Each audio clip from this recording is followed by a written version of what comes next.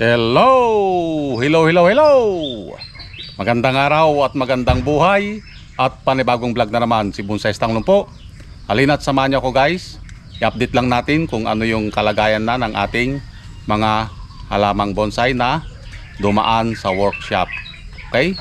So kung mapapansin nyo dito sa aking likod, mayroong walang laman na poste. So ibig sabihin yan, nandun sa workshop area. Doon ako gumagawa. Okay? So kamustahin lang natin yung aking mga bonsai na i-vlog ko na kung ano yung kalagayan nila ngayon. Parang ikaw, agoy. Buti pa ang bonsai kinakamusta. Yung kakilala ko, kumusta na kaya? Yung mga nanonood, ano, may nangumusta na ba? So buti pa ang bonsai kinakamusta, no? So tara na, let's go, samahan nyo ako. Kumustahin natin ang aking mga alagang bonsai. Let's go.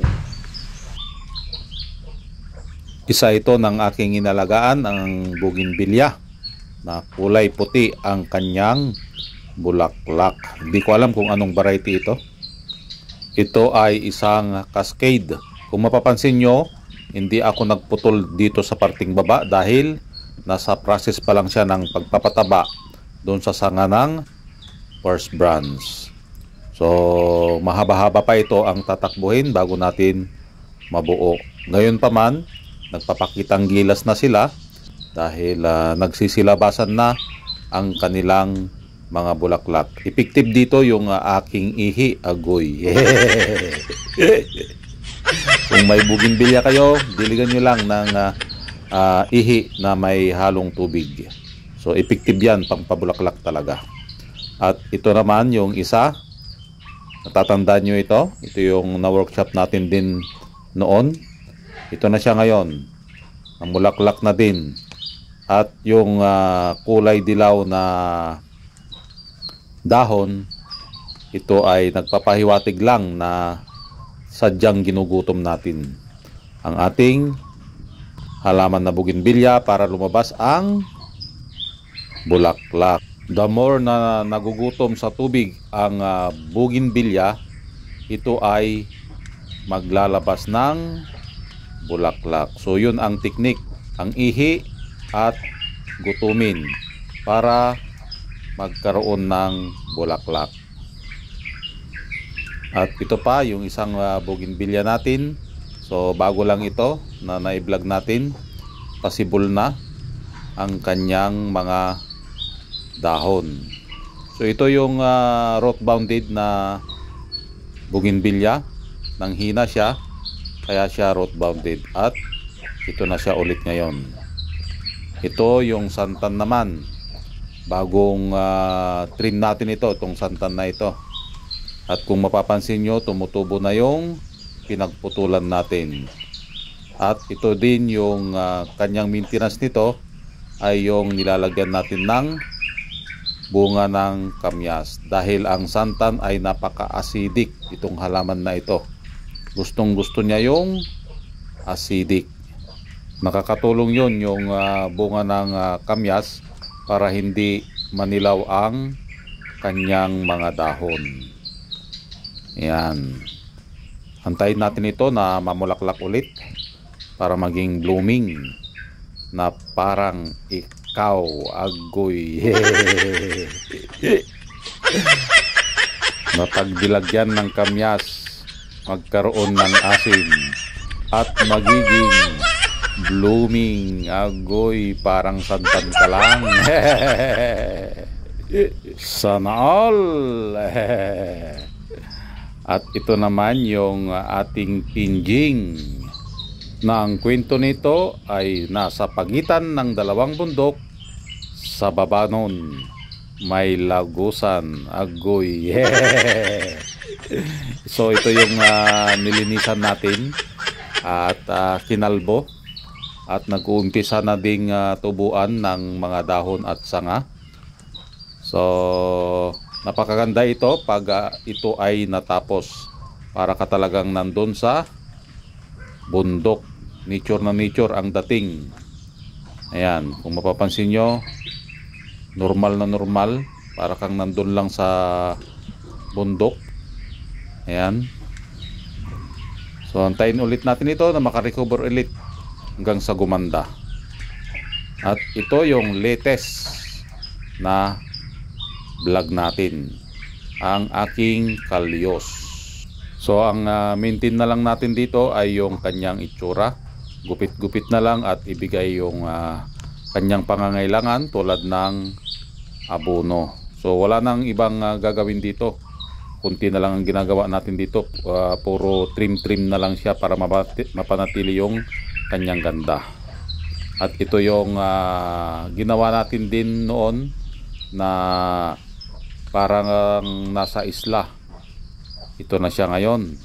So nawawala na naman siya ng kanyang ayos. Nag-re-recover pa lang itong ating halaman na ito dahil tinanggal natin ito sa bato. Kumbaga hiniwalay natin at binuo ng parang nasa isla. Antayin ulit natin ito na makarecover ulit hanggang sa gumanda ulit. At ito yung ating kinalbong bonsai. Ito yung pinutol natin yung kanyang ulo dahil sobrang payat na yung kanyang katawan. Nabulok ito ang kanyang katawan, kaya tinanggal natin yung kanyang ulo at ginawan ng paraan. At ito din yung ating mulawing aso na bagong kalbo lang din ito. So after 2 weeks, ganito na siya ulit. Tinubuan ulit ng dahon at panibagong sanga.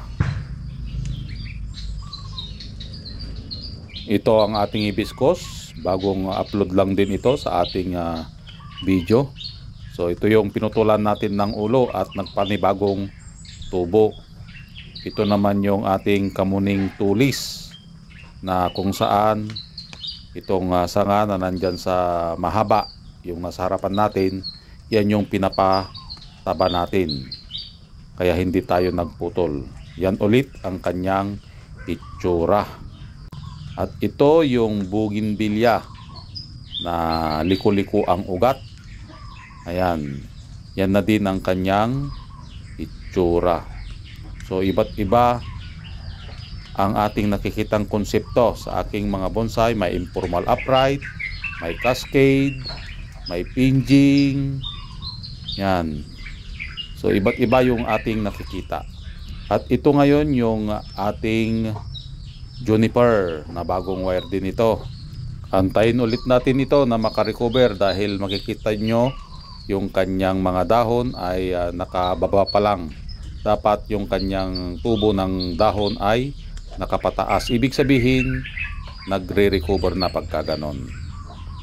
So ito ang update sa aking mga nagawang bonsai. So lahat ng nakita nyo dyan dumaan na sa aking vlog. Yan, na-upload na lahat yan. Na-update lang natin para magkaroon din naman kayo ng idea. At ito yung Argao, Taiwan. So ito yung naka next in line na i-workshop natin dahil wild na naman siya.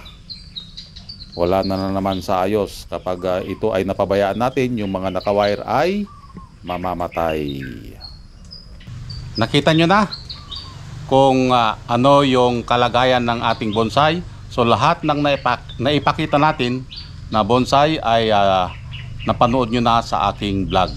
So yun ang kanilang update ngayon. Mayroon na namang pwedeng ayusan. So ganun lang ang trabaho ni Bonsai Tanglumpo.